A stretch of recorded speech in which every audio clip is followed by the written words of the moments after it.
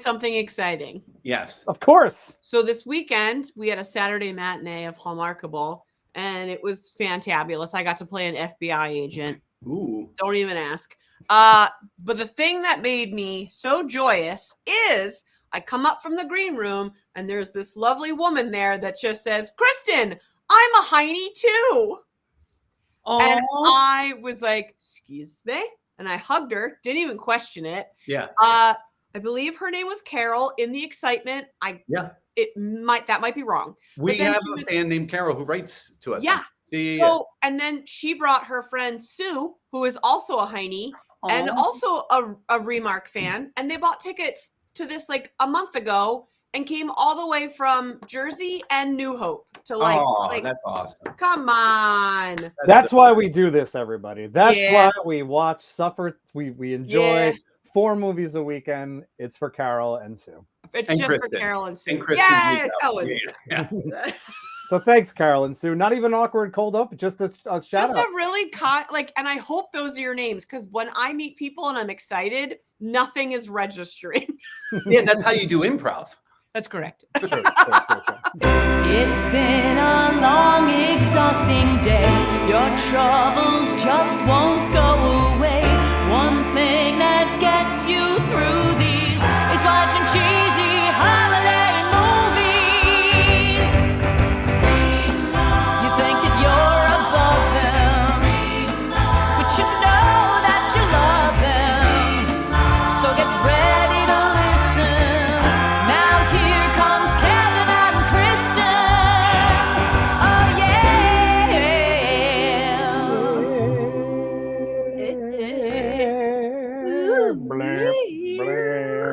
Oh Welcome. Where's that bow tie, Mike? So gorgeous. I know. Welcome back to Bow Tie Time with Mike Gregory. Oh, I'd watch that. No, seriously, this is Remark, and I'm one of your hosts, Chris. And I'm one of your hosts, Kev. And I am another host and button pusher, Mike G. Awesome. Hey, guys, are you ready to talk about this week's plot plops? Are you ready to talk about this weekend's garbage? Is it all garbage? No. I don't think so, but a lot of it is. But there was a silly pile of it. Yeah.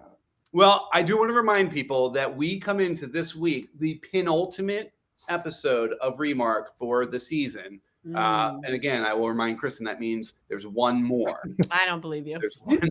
I couldn't believe when you said that, Kevin. I was surprised that, considering the majority of these Hallmark films are Christmas themed, we want more. We got one Hanukkah one this year.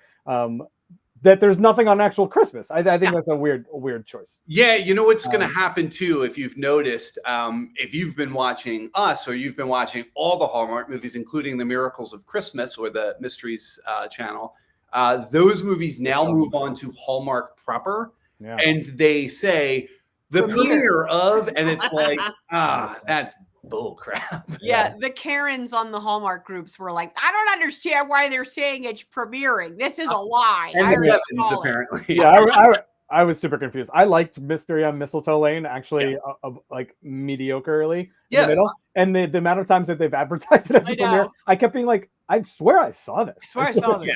Anyway. Yeah. But I think it's because those happened in like October. Yeah. That's true too. That is true too. People may not have been ready. True that. Forget October. Let's talk about what happened on December 14th at 8 o'clock on the Movies and Mysteries, aka Miracles of Christmas. We have Heaven Down Here, inspired by Mickey Guyton's song of the same name, Heaven Down Here, tells a story of 4 disparate. That's right? I wouldn't say desperate, but it's desperate. No, it's disparate. But I have no bifocals in these. If I put these on, it's not as Christmassy. 4 people who find themselves stranded in a local diner on Christmas Eve when a snowstorm hits town. Amani is the widowed mother of 2 who's having trouble making ends. What? This one goes on and on. Like, it is literally the whole plot. But I'll give you the gist of it. Felix is a local pastor desperately trying to secure parishioners. So he is also desperate. He's also desperate. Clara is a hospice nurse with an obstinate patient. whose daughter is moving away, and blah blah blah blah blah. That's your plot. It is a blah blah blah blah plot. This is a plot This galore. is the plottest of plot plops. Every bit. It's a stew. This one. Ann Wheeler is our director. They also direct Friends and Family Christmas, which we'll talk about at the end of this episode. Shayna Lloyd and Allison McKenzie are the writers. This stars Crystal Joy Brown as Amani. You know her from One Royal Holiday. We have Tina Lifford from A Holiday in Harlem. We have Juan Riedinger, I believe is how you say it, from Narcos. What? Here we go. Sorry, I was slow here. I was slow on the clicking because I was typing definitions for disparate and desperate. How about this? Just be ready for this one. Richard Harmon as Dan, also Captain Boomerang in The Flash. Yeah. And then Felicia Rashad from The Cosby Show. If we're allowed to say that. I don't know if we can say that anymore. I don't know. You can say The Cosby Show, I think. Okay. Yeah. Just don't say, man, I love Bill Cosby. Huh? Yeah, don't say that. Don't say that. So guys, this was the heavy religious one of the weekend. You kept calling it, the Jesus Diner? Is that what you Jesus Diner. Yeah, I think I had in my notes too.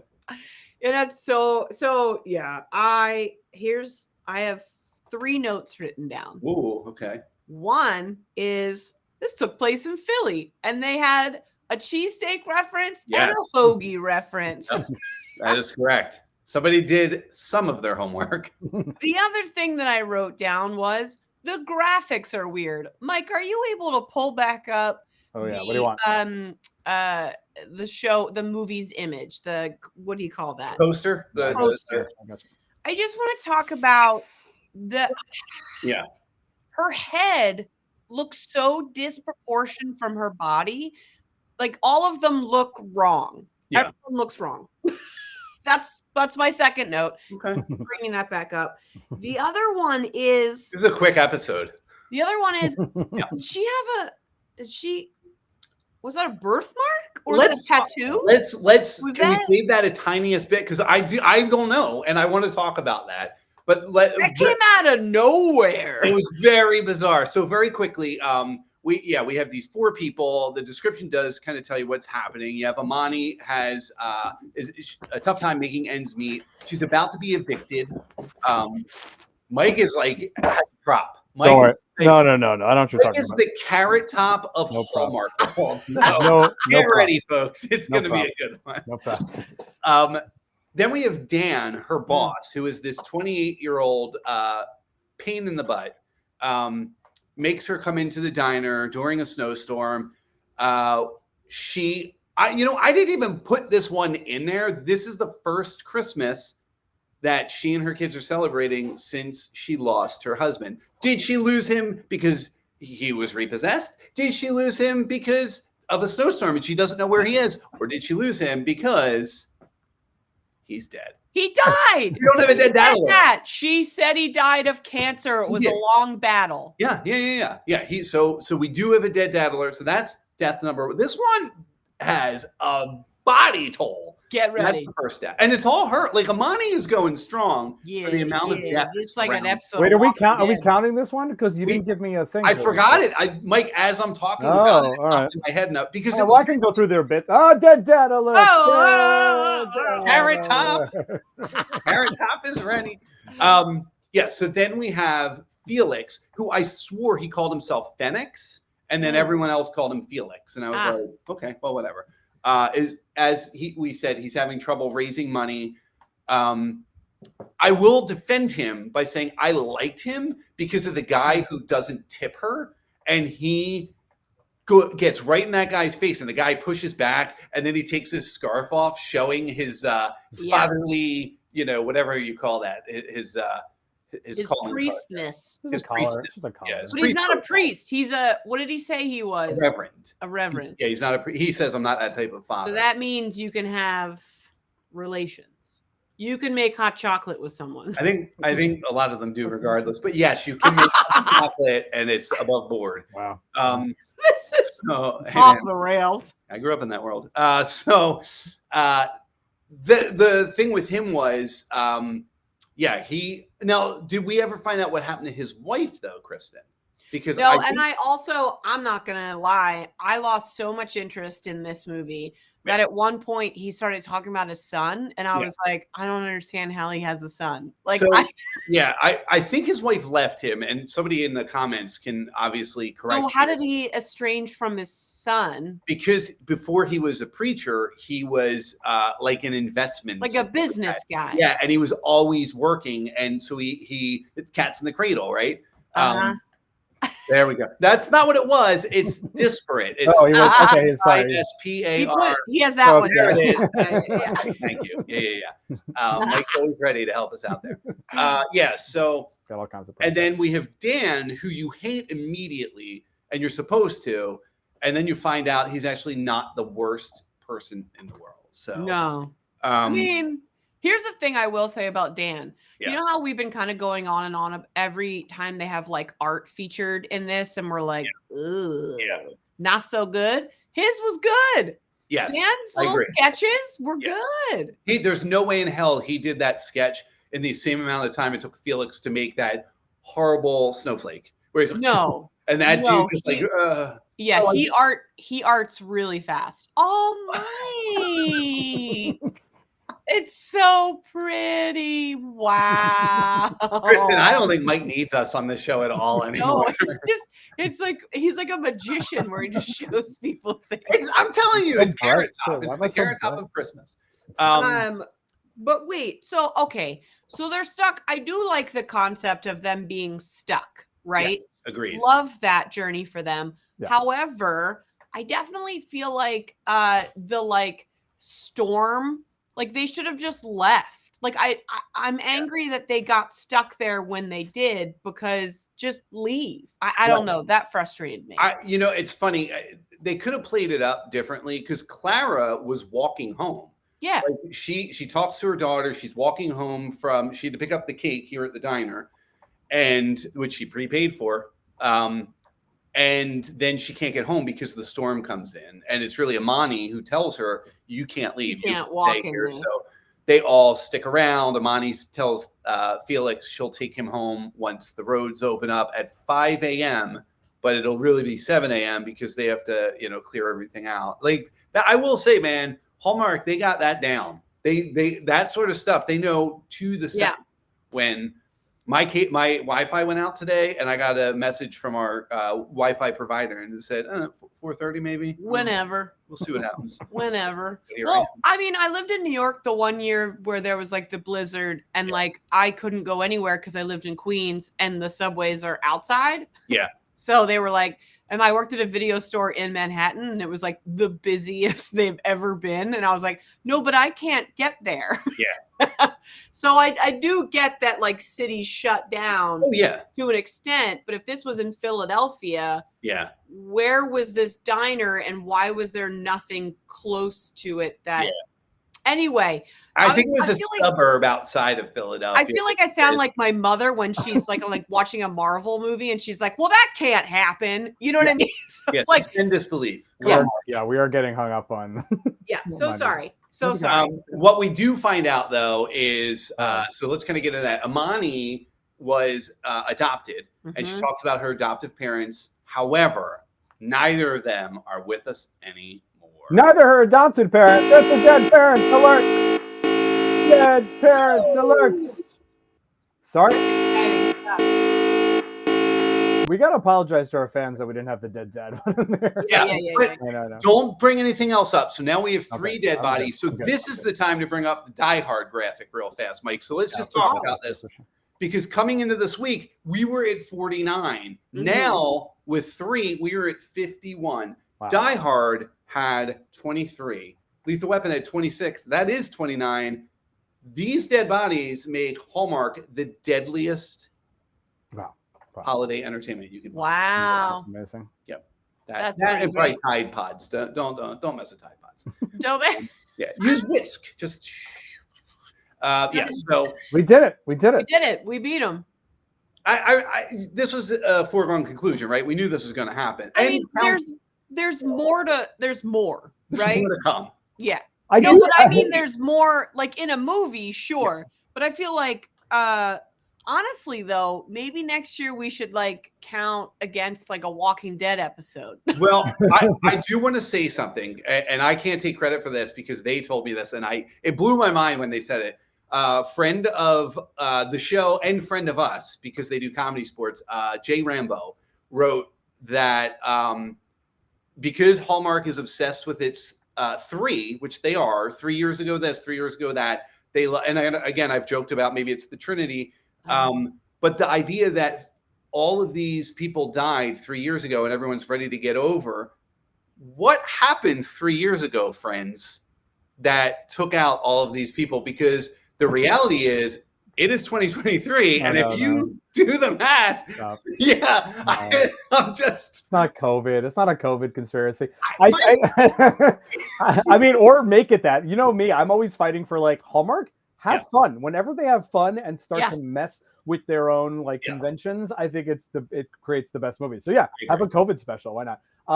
I do want to point out that I think this is a very funny stat because we mess around with it a lot, and we've had some fans, rightfully so, in fun fashion, say, well, I don't know about that one, I don't know about this one. Does this one count? But it is crazy. Like just the number is insane. How many times they fall on that trope? Like above all the other tropes. You're playing the bingo. There's the like we joke around the red dress and like the cookie making and the dancing to Christmas carols, but this one is in like they put it in every one, and it always affects them enough. Like we generally don't count the ones where it's like it's just we all have dead people in our lives, right? Of course, but it's not affecting us this holiday season necessarily so specifically, and so that's what it is. It's like when they're so affected by this person's loss that they need to bring it up everywhere they go throughout the course of the movie, that it's just bananas. They're plot points. I went on a long. It's a plot. No, but that's exactly.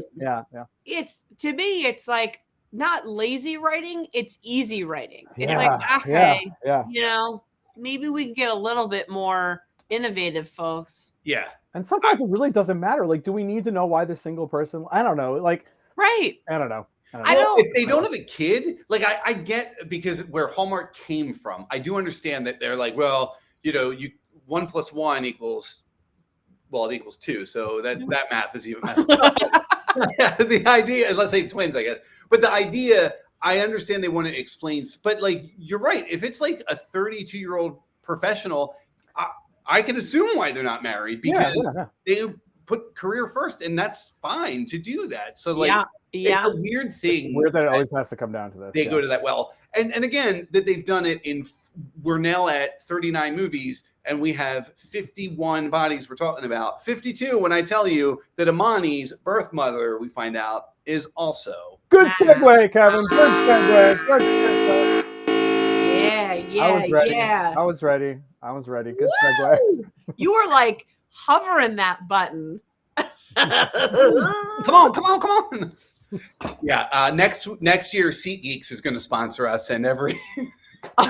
Or DraftKings. That's it. That's a good idea. We should do over/under bets at the beginning. Oh, yeah. Let's start That'd be fun.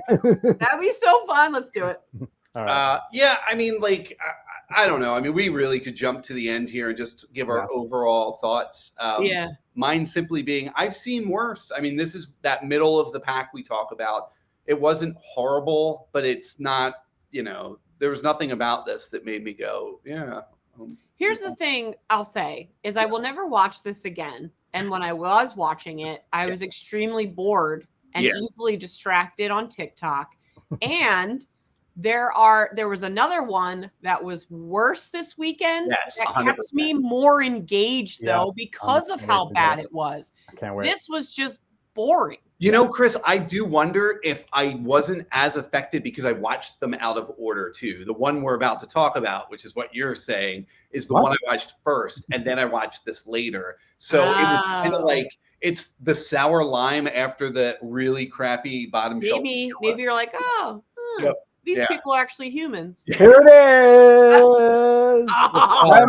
The creme de la creme, the pièce de résistance. This movie changed lives this weekend. Please, it ended lives. All right, so Friday, December 15th at 8:00, we had The Secret Gift of Christmas. Bonnie is a personal shopper who helps her new widowed client, Patrick, reconnect with his young daughter. We'll get to it. Though Bonnie and Patrick's idea of shopping couldn't be more different, she is determined to get Patrick and his daughter everything on their wish list. Directed and written by Kristin Will Wolf. Kristin Will Wolf also directed Love in Glacier National, a national park romance, which we did not watch, and I regret that we didn't watch it. Starring Megan Ori from Once Upon a Time. She played Little Red. Sorry. Oh. And Christopher Russell from The Most Colorful Time of the Year, which I enjoyed last year. So Evan, that's because you're ridiculous. yeah, I am ridiculous. So the things that pop up often, it's I send them to Mike, and tonight Mike said, "You like didn't send me any for this," and this is the note that I wrote, Mike. I didn't put effort into pulling pictures for this one since they didn't put effort in making it. but I think you're so wrong, because I think this was the best movie of the weekend. I truly messaged you guys because it felt like they are using an AI generated script, and every person in it felt like an animatronic robot. It was entertaining. I'm gonna go to Chris's point of like, even though it was the worst, it was the most entertaining because of how AI and ridiculous it was. It was crazy. It's crazy. I don't like making fun of children in these, but I don't think his nephew was like a child. I'd say he was at least 18 or 19. You can make fun of him. Yeah. So he was the most bizarre. So good. Hey, Uncle Patrick. And then when that dude came to like inspect the house. The cigar guy. The cigar guy? The cigar guy was the best. What? There was a point where me and Adrian looked at each other. I'm like, I don't think I understood what he just said, because he broke up.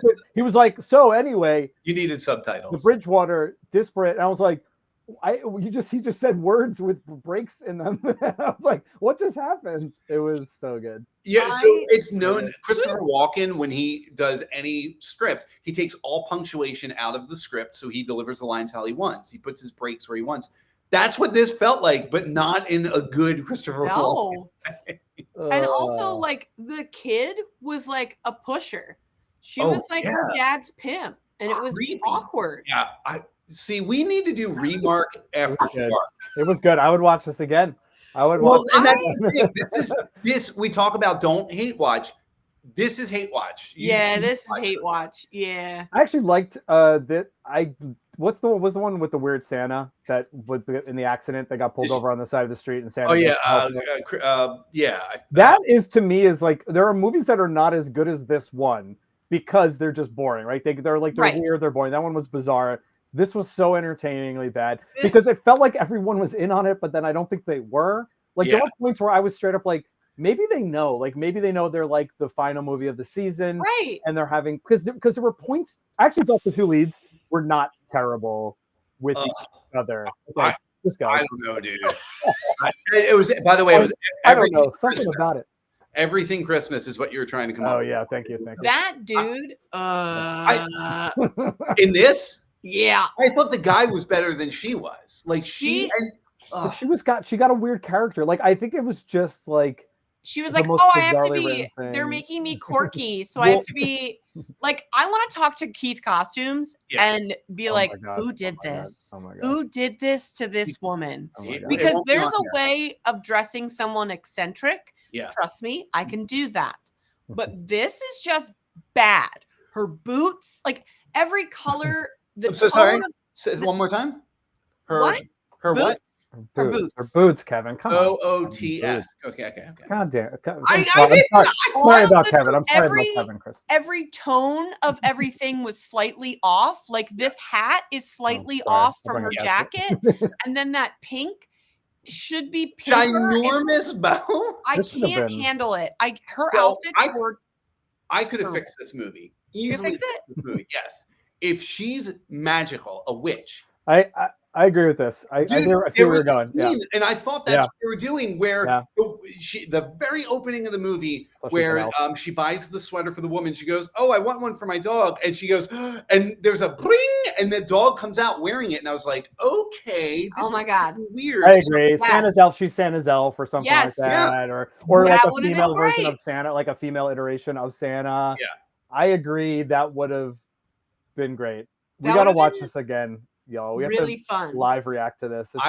Maybe this is the one we do. Okay, I would do that. And watching it, I wrote this in my notes. We try not to message each other, but I messaged But when you it's guys this, the entire time. I'm It telling was you, aggressively bad. I It's kept aggressively saying. bad. I Aggressively literally wrote, What did I this say? guy is dumb. They were both very stupid. Our favorite line, and then back to your AI point, me and Yeah. Adrian have now used this in the 48 hours that have passed since this. Oh no! She goes, they're at the Christmas tree farm, and she says, "Oh, I have so many memories of being here." And he goes, "Tell me one." No one says those. Like, no one ever says like, He's busy. That's the whole. He is Tell a me guy, so he one. can just one. I Just- don't have a oh, lot of no, time. you would say like, "Oh my gosh," like, yeah, like, what do you mean? Like, What do you mean? the intention was right. You're continuing, Yeah. but like, just to say the words, "Tell me one," Tell me in one. his voice, it was so good, and that sums up the movie for me. I did, talking about his nephew, I did love that, she is a shopper, which was lame, and they barely addressed Yeah, that was weird. how commercialized everything was. They did kind of, but not even really. But when she brought the boots and the nephew, it's like 2 weeks before Christmas, Yeah, he just don't give immediately them out. rips it open and Don't puts give them out. it was unbelievable. But even if you give them out, why is he opening it? And then you turn and all the workers are putting their new boots on. I was like, do they not know what Christmas is? Do they not know how it works? But then how mad Patrick got, he's like, Oh, yeah. I don't like my stuff on social media. Oh, Like, your there was- stuff? Yeah. Like, you gave a gift. What?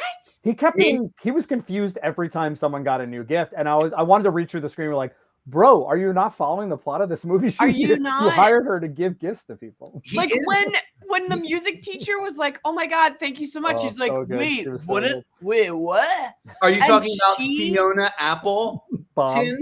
Obama, whatever. Yeah. But it was, that's how they would do it. Fiona Apple. Gate. He was so clueless when she's like, Uh. I'd like to go out. Like, are you Yeah. kidding me? Yeah, and then they tried to make her like the bad guy. The bad guy. I'm like, she's not the bad guy. Yeah. She thought you Yeah. liked her. You Yeah. She was fine. She was only the bad. Yeah, she turned into the bad guy at the party because she realized he did actually maybe like the other girl Right. equally. So then she tried to kind of sabotage. But it was so. And then she talk about magical. She turned into like an evil magical villain character. okay. Like, that was like, I can- I'm gonna sing a song that's even better than Well, your song. This is what I have to share. I can watch horror movies. I can watch Hostel. I can watch Saw. Yeah. I fast forwarded the moment that No. teacher walked up there. I was like, I can't watch this. Because it's like So that good. part Good in for him. Bridesmaids that's actually funny Yeah. when they like have to like do the speech at like the party and it's like they're one-upping each other. Like Yeah. I can't. It Oh, makes me you want to missed vomit. Can we at least increase our dead body count? Kevin? Yeah. Yeah. Is that okay? So we totally can, because it is how she bonds with the daughter. So Bonnie bonds, I forget the daughter's name, who at one point I was about to message you guys and go, this kid's the only good actor. And then she had a scene and I was like, I'm not sending that text. I still stand by the kid was the best actor in this. But it's but it's whatever. So we find Not a out high bar. Bonnie and her sister Sam talk an awful lot about Dead mom. Dead mom. And that ugly necklace. It's Oh. the ugliest necklace. when it fell in the snow. I thought, like, I don't even want to say what I thought because you can't tell what it is and where it. Again, we have to do Remark After Dark. It'd be Yeah. a whole different show. Wait, but why was the daughter even like? Why would she bond over her dead mom? Well, Oh, that's if you recall, in the opening, we talked about our man Patrick and his daughter. Yeah, it's a dead wife. Yeah. I mean, at least they stuck to some of the tropes here. We got to give Hallmark that. It only counts as one. Just remember that. Yeah, We don't. That's not too far. Oh. Yeah. Listen, this is what happens. This is why the writers went on strike for as long as they did. This is what happens when AI writes scripts. So we good. have to put an end to that. But yeah, if you want to watch a very bad Hallmark movie, this is the one. Fun bad. Do you guys have this as your lowest? 100%. Number 39 out of 39 currently. I don't think it is Yeah. because it actually entertained me. 100%. I agree. It bumps up above some of the boring ones. Like Yeah. yeah. I The still ones that I'm like, like, I don't remember. Yeah, exactly. This I Yeah. remember I'll because I remember. love robots. we're going to do an episode where we do, because we never do, we'll talk about our tops and bottoms. Yeah. Maybe you guys can convince me to move it up into Ugh. Oof, break it the was top good. 10. It was good. Wait, let's move on to the good one of this week. Yay! It was the good one too. Yeah. So Saturday, December 16th at 8 o'clock, we have Sealed with a List. If you go back and watch Remark last week, when we went through the names, when I read this name, I went, ugh, because this looked like crap. Yeah.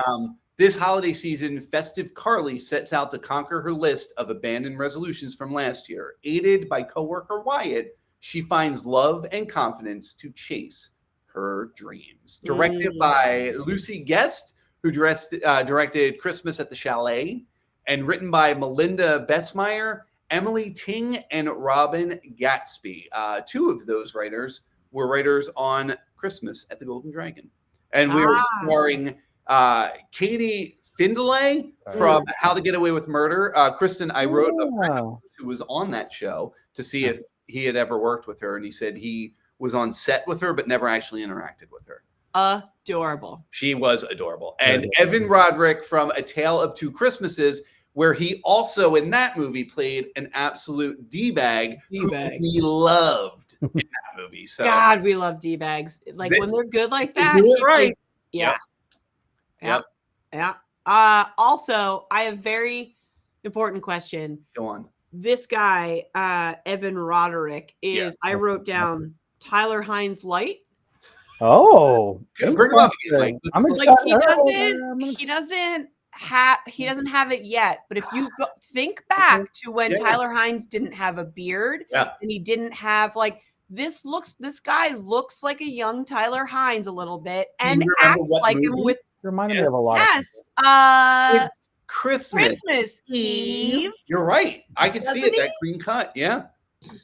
Yeah, and he has a little bit of that natural swagger, and I was like, okay, we got Tyler Hines 2.0 coming up. Got some Heine happening over here. Yeah, he's a cutie patootie. Yeah, I didn't expect this to be as fun as it was because I was like, this to-do list and why are they teaming up? Yeah, that was a little bit of a reach, though, team up. But once we were teamed up, adorable. Agree. Yeah. I could have watched those stupid run montages for so long. I know. I got some comments on the run, but it'll be. I'm saving it for the end. Yeah, Mike is a runner. She makes this list to better herself. We had seen that Wyatt gets promoted over her, and he is the company, the boss's son, and she's basically got to hold his hand, and she's pissed about it. So that's kind of the impetus to write this list. And here we are a year later, and he's still just worthless. And they have this inciting incident that makes her basically quit by getting fired. And, it was the only movement that she had. She had to do it to kind of start this thing. I freaking ended up loving this. I know. It was what a hoot. I think it's these two. They had very fun. Not even just hot chocolate making chemistry, but just shenanigans chemistry. A little bit of hot chocolate making. Well, yeah. But ingredients. The shenanigans was again. I think we just all love shenanigans. Look at this, adorable. It's funny if you watched how he would always look at her. Yes, he was very interested in her, but it did often feel very friendly. Not there was nothing creepy about it. And I typically hate when you have I guess we should mention part of his Arrested Development is born out of the fact that part of his parental unit system is no longer. I'm sorry. We thought we were. We could have gotten past it, Hallmark. You could have left this one alone. Yeah, I didn't want to say it. I was trying to sugarcoat this one. This one was just not needed. But I guess I don't know. My light's broken. It's Mike. You're not going to need it again this weekend. Well, and can I? So I was going to save it to the end, but I do agree with everything y'all are saying. I think this was a really good movie, and it was very modernly written, which I thought was very nice. Yes, Like it felt like real people in real situations in like 2023 specifically with sort of but I thought that I do think that the like Hallmarky things held it back a little bit. Like I think there were plot moments and timelines things that were just like a little too slapped on, and I think it actually was a hindrance to like their relationship and sort of because they had to do this thing or they had to do that other thing. So that was the only thing that pulled me out and didn't like raise this up to like a Santa Summit type thing where I was like, oh, it's young people, they're having fun, they're like going through like normal things that people go through but that had the gimmick of the you know the scavenger hunt, so that was this one like felt like they were forcing like the list and this you have to run, and I'm like, that's not like how people run, and it was just like some of those things pulled me out of it, but but it was adorable like them together, and the ending was very cute. The moment that we had the trouble where her mom, like where she wouldn't tell her mom that she got fired, that was all completely unnecessary. I wildly disagree with both of you on that. I felt like that was one of the few times they've done that type of story, and it made sense because she didn't have her father in the picture. He left. It wasn't a death. And her mom worked 3 jobs. So the idea that she would quit her job. The back of the mom. I dug that. I actually was like, I believe that. And that's also why she didn't want to tell her mom that, because no, I was fine with that because everything else she told her mom, but she didn't want to tell her that. I think you can get caught up in sort of lying to your parents when you have something that you don't want to talk to them about in the moment. But it just, I think where Chris is going, maybe, but not, I don't know. It just was unnecessary in that moment in that movie. In the movie, it felt like a plot to me. You know, like it there was were a couple. They're all plots, but your point taken. Yeah, I did like, you know, the idea of wasn't it? Oh God, my brain just lost. But when you were saying sort of like it could have been Santa Summit level of shenanigans, fun, but they took some of the fun away by trying to like he has to tell his dad he doesn't, you know, or she 100%. has to do this, and I'm like, just let them like do stupid stuff together. And I feel like I get her list, like, because what I liked that happened, I think my favorite one that happened besides the kiss, adorable, very good, was the book one where he was like, I saw that you were like trying to read this book. It's funny. Don't make War and all of Peace these he's trying to do. Don't make all of these impossible. Make it very possible. I liked that his attitude changed her list to be still what she wanted, but achievable. And that I liked a lot. But like the running one, I still don't think she ever should have. I don't think she needed to run the marathon. I think like that one day of running would have been like enough to check it off. She definitely didn't need to win. That was the bizarre part of it. And so that kept happening a little bit. Where it was like she has to be the most successful at this. Right. And the dress?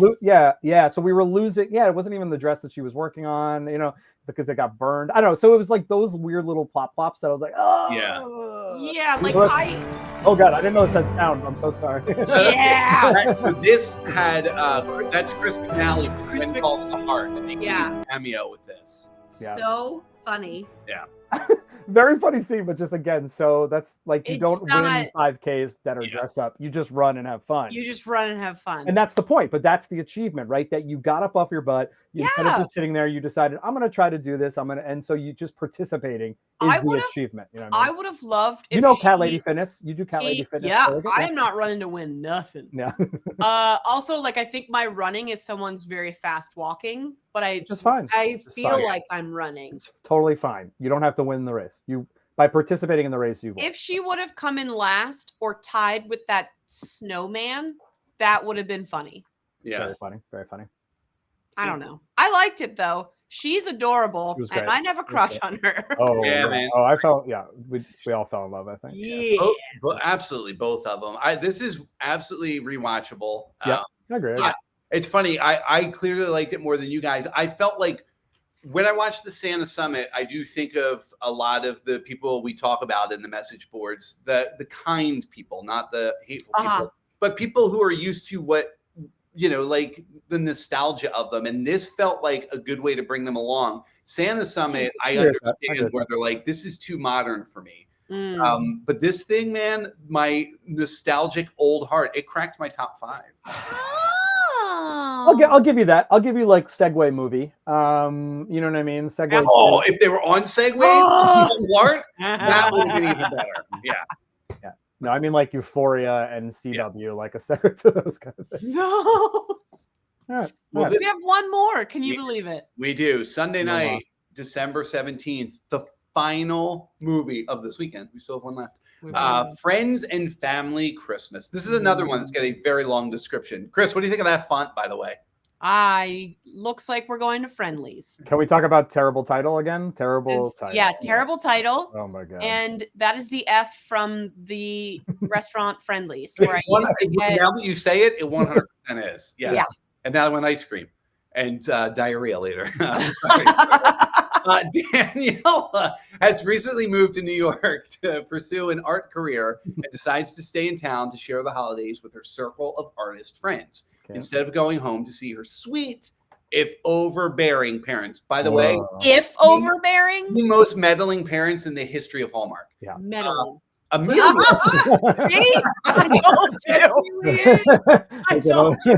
Friendlies, please sponsor us and give us a Jubilee for free. I like the cone. I like the cone sundae. Cone sundae. With the Reese's. Yeah. I want one of those.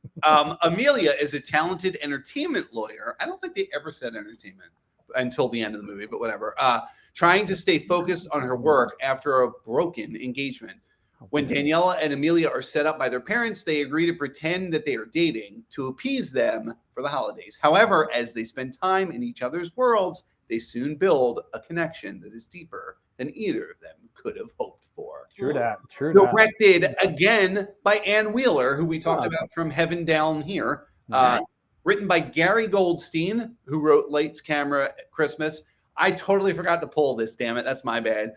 Tracy Andreen, who wrote The Holiday Sitter and 2 Tickets to Paradise. There's we've got 2 tickets. I don't think we're allowed to sing it. I think we can get in trouble for that. Starring Huberly Gonzalez as Daniela from Ginny and Georgia, and Allie Liebert as Amelia from 3 Wise Men and a Baby. Sorry, here we go. There they are. We got 1 and 2. Yeah. Oh, 3 Wise Men and a Baby. Yeah.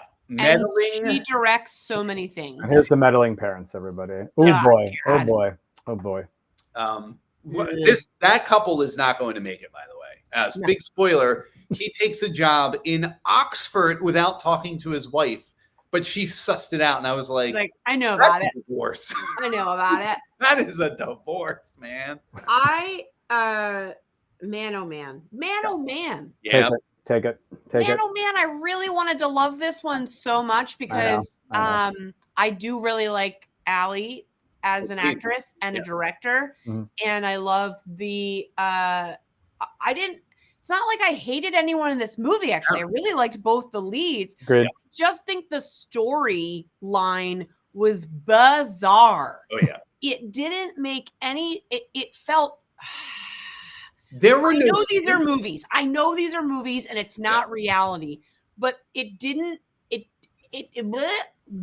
There was something missing, and I don't know what it was to get to make it a thing that they would pretend they were dating. I know, Chris. So there were no stakes in this movie. Yeah. When you look at what we saw with Sealed with a List, the stakes were that he was going to be cut off financially from his family, which is a big deal. Yeah. And her stakes were just like she's looking at in her mind, her life slip away, and she's not living her life while her best friend is living her best life.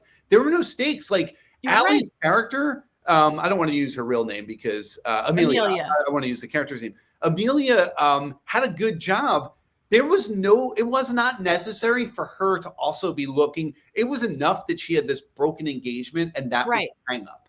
Yeah. And Daniela, I was kind of confused by I 100% knew from the beginning why they were doing it, because in the opening montage I saw Amelia sitting on the bench when she took the picture. Right. And I was like, well, that's going to come back into play, or else what a weird coincidence. Loved. I don't know. And Set that up. the fact that like she was afraid to develop her film because Ooh, I would not be weird. that good is like Weird. what. First of all, modern photographers are almost all digital. I'm not saying they all are, but like, a lot of that was bizarre to me that I don't like to look at my stuff. But and like she was working at this place, but not working there. The place was bizarre. That place learning is, there. there are artist communes, right, that are similar to this. Yeah. But nothing. It was not a real world scenario. When No.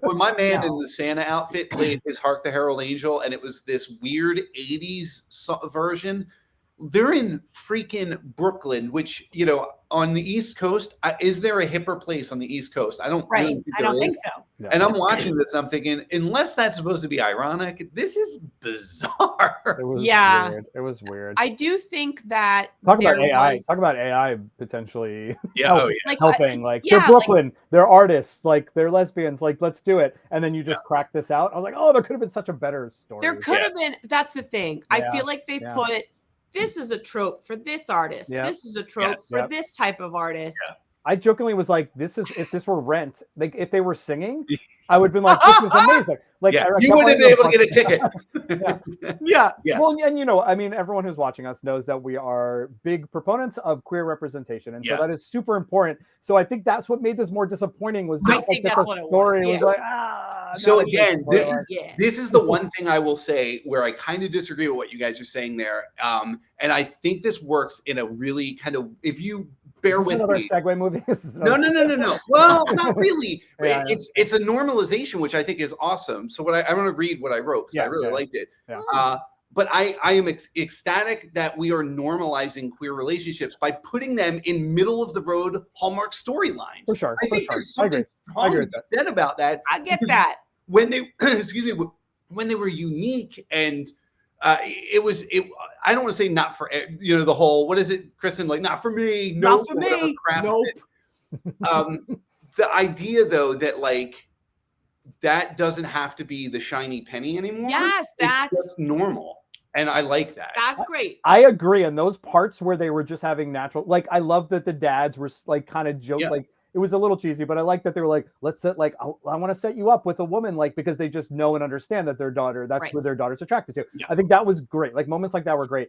But I actually felt like they did it a disservice again by like avoiding that topic. And then just having weird ass, like bizarre plot things that like didn't make any sense. Yeah. So then you felt like, I'm like, oh, you're doing this just to be like contrived and say like, oh, this is how artists are in Brooklyn. It felt like they were almost making fun of people. Yes. That were, I know that was not the intent. So no, you know what I of mean? course. And again, kudos to the writers and the actors and everyone to like show this representation, but that's how it felt. Yeah. Sometimes like this is how artists are in Brooklyn. Like they're just weirdos. And I'm like, ugh, I didn't like that.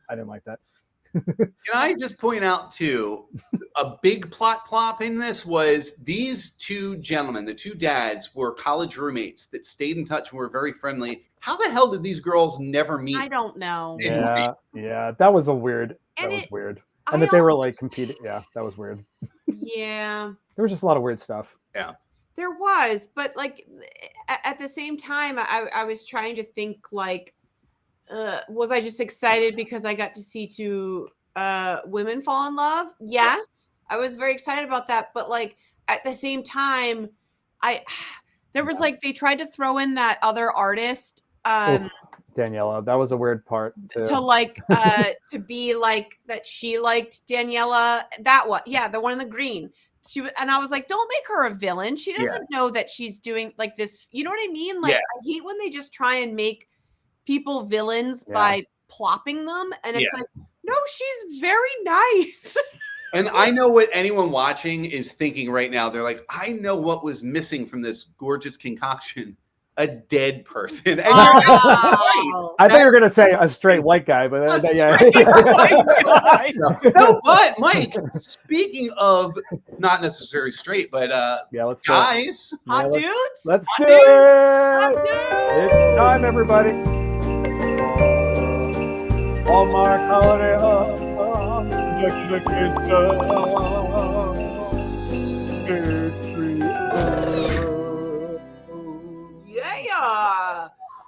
to a very special H3O. It's And a it's good one. very one. special because Kevin has no idea what I photos don't. are I'm going to be excited. brought up.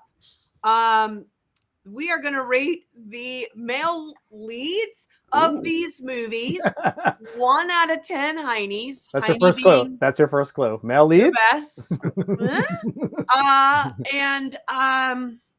Yeah, so this, don't bring it up yet, Mike, almost. I'll wait for your cue. I'll wait for your cue. This first movie featured 2 men simultaneously sort of being the lead, but I think they were trying to push us to find this priest to be hot. But instead, I'd like to take this time to talk about other hot priests. Other hot priests.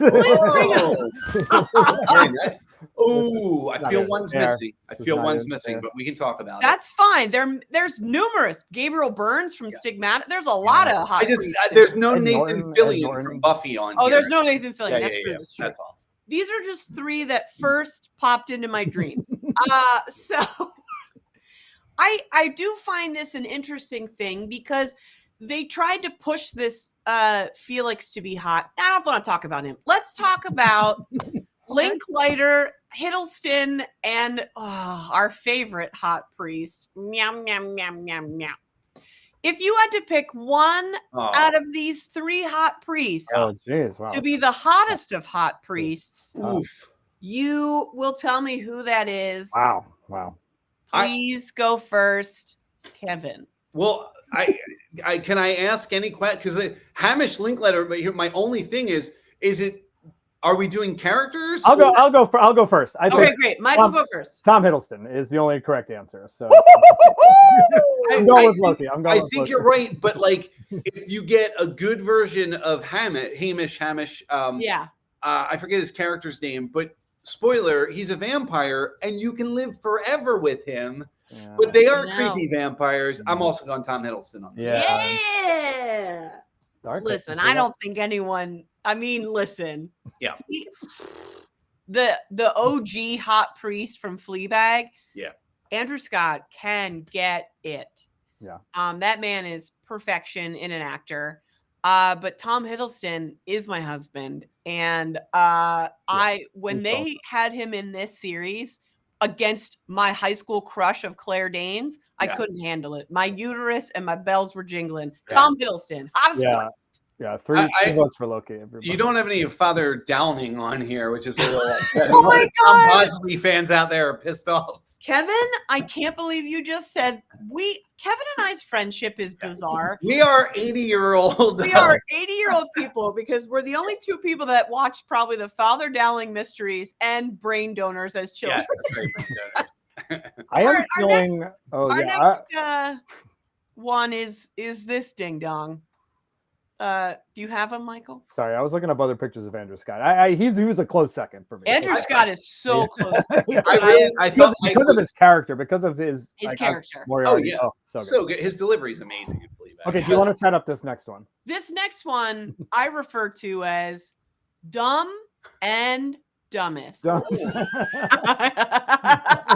Oh, Here's the thing. I looked up this movie to find this dude. Yeah. And I also remembered who he was suddenly. yeah, was he in This is something? the only reason he's getting a little bit of some points is because he played in the Tyler Hines classic, that one where he was like the travel writer. Oh, right. That's right. This was his dumb friend. Yeah. He was the actual writer, right? He's Yes. Yeah.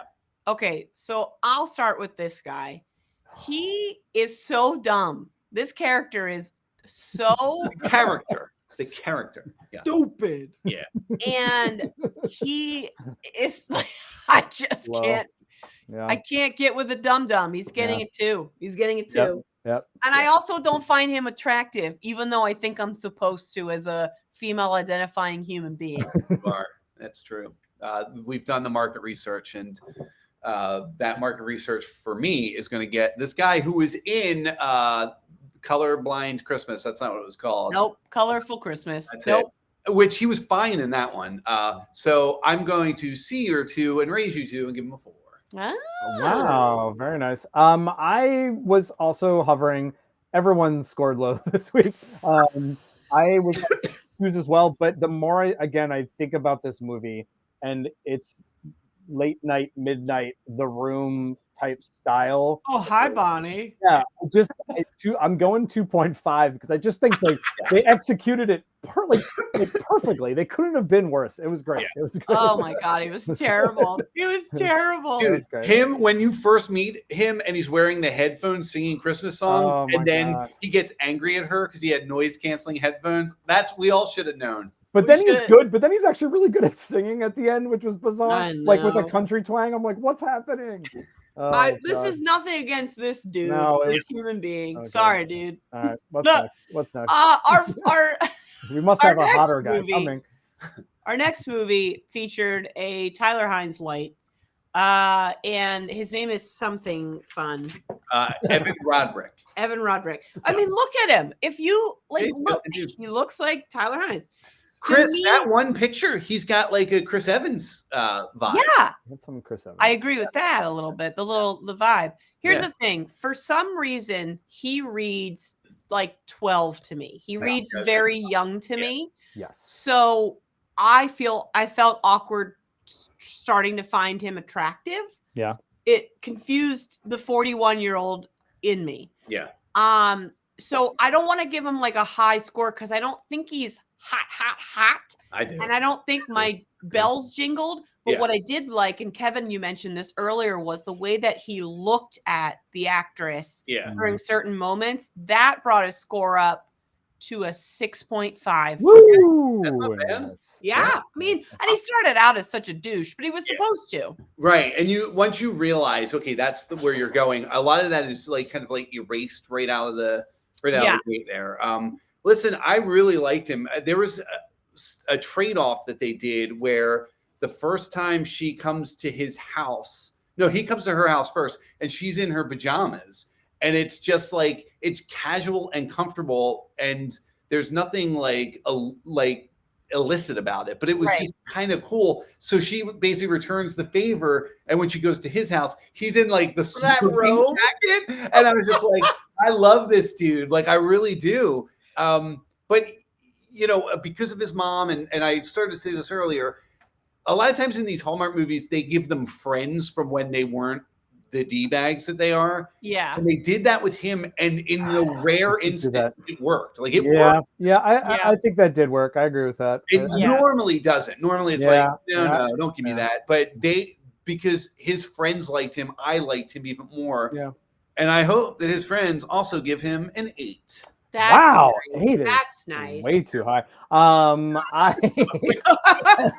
like the guy. I agree I really do agree that scene helped his character a lot. The friends. Yeah. It was a little shoehorned. Is that the right? It was shoehorned. Yeah. But it actually worked. I'm not going to talk too much about it. He was middle of the road for me. He was too young. Okay. He's too young. I actually thought both of them independently did a great job. Their chemistry didn't 100% do it for me, even though I thought they were both acting really well. Yes. I get opposites attracting and all that business. So anyway, 6.1. Nice. Yeah. I think he's I would have given him a higher score if I was 30. Yeah. Yeah, so I think I agree. I'm sorry, you being an old lady, he gets penalized. Stop it. Yes. I get it. How dare you, Kevin? How dare you? I'm much older. Yeah. Oh my goodness. And this next movie featured probably one of the hottest men that we have had this holiday season. Yeah. Please bring up who we will be objectifying. This is I was episode. I can't. There was no male lead except for this guy. So I give this guy a 10. I mean, he's perfect. Look at him. Wow. Look at him. Look at that smile. He's smiling. Interesting that you give him a 10. I'm going to give him a 1, and here's why. It's he's taking the blame of it, but without a doubt, the worst green screen car scene in a movie since the 80s. You didn't need it. You could have just had them take him and then be taking him up the stairs and cut the car scene that was about 13 seconds long. Yeah. It was horrible. I love that you picked this picture because this is actually like summarizes sort of why it was. They described this as a donation to a fancy Brooklyn art, blah, blah, blah. And it was homemade by the woman, I forget who she was or why she was there. Yeah. And then it became a thing that they jokingly were like, ha ha ha, like, let's throw this big thing around and carry it. This is getting a 0. I hated this part. I hate it. No, zero. You can No, you have to stay with the 10. No. Now when we look at your numbers over the years, people will be like, what is she into? Yeah. Fine. I'm glad you brought this up because it really bothered me that he wasn't handmade, that he wasn't. Oh. I love a bear. Hey. And that's been Hallmark Hunk Objectification. We've only got one more male lead to objectify this coming week, and he is a fox. I thought you were going to say friend because that works too. This is friend. He's but he is a stone cold fox because when he does this mohawk with his hair, Kristin likes it. I'm excited for Don't tell his wife. Yeah, this is an interesting one. So the next movie that we have is on Thursday. I believe it's the 22nd, if I'm not mistaken. So Christmas Eve. If I did those correctly. So bizarre that they just shoved it there. I don't know. But why not Friday? I don't know. Yeah. It's on. This weekend. And it's on. If I'm not mistaken, it's on Hallmark. It's not on Movies and Mysteries. So that's a great question. I don't know why not Friday. I don't get it. Somebody miscounted. They were like, "Oh crap, we have one extra." Oh no! Plop. I also am I've had the pleasure of interviewing Ms. Laura Vandervoort from Smallville. She was Supergirl in Smallville. Very cool. She was very nice, and so I'm gonna come in a little with both of them. I'm gonna come in a little high. I think I'm coming in liking both of them already, and so we'll just have to see how the movie plays out. Yeah, and it's Pennsylvania, Mike. It's you love everything about Pennsylvania. Their football team, their baseball team. I'm talking this side of Pennsylvania, not Pittsburgh. Yeah, we don't have time for this. We don't have time for it. We don't. You know what we do have time for? What? One more Hallmarkable this Hooray! season. And I have very exciting news, folks. This Friday's episode is going to be a royal episode. I want to come down for that. Maybe I'll drive down. When is that, Chris? What day? That is Friday, the 22nd, I guess. 22nd. Mike, what do you? I can't actually drive down for this. I forgot because also on Friday the 22nd, we are doing a drunk Christmas carol. The Drunk Text. It's our yearly tradition of reading Charles Dickens' original performance script. So he wrote a script where he did it as a one-person show, but we split it up into 8 drunken improvisers and actors. And brilliant. Kevin's been in one before, so not Christmas carol. If you are in New York, go see that. If you're in Philadelphia, come see Hallmarkable. Boom. And if you are a time traveler, if you're in media where I will be, I'm going to do both because I am going to get drunk, text people after drinking Crown Royal. So it's kind of like a little bit of all of it. I don't know what's going to happen. But if you want to get drunk and write to someone, write to us. You don't have to be drunk. You can write to us at remarktheshow@gmail.com. Tell us what you think of this season of the Countdown to Christmas. Tell us if you agree. Maybe we'll do an episode and we'll talk about it. Is the best Countdown to Christmas movie the Hanukkah movie? Because I know one person agrees, 2 people agree. Do all 3? You'll have to tune in to find out later. You can follow us on Instagram and the Facebook at Remark the Show. Yeah. We almost are at the finish line. Almost. We did it. I showed our friend Allie Sewell Round and Round, and she said this has no reason to be this good. This is fantastic. That's the correct review. That's the perfect review sentence. Yeah. She was impressed. Yeah. It's so freaking enjoyable.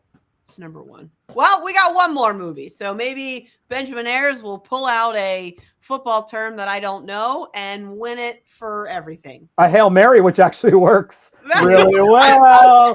Play the title. It's been a long, exhausting day. Your troubles just won't go away. One thing that gets you through these is watching cheesy holiday movies. You think that you're above them, but you know that you love them. So get ready to listen.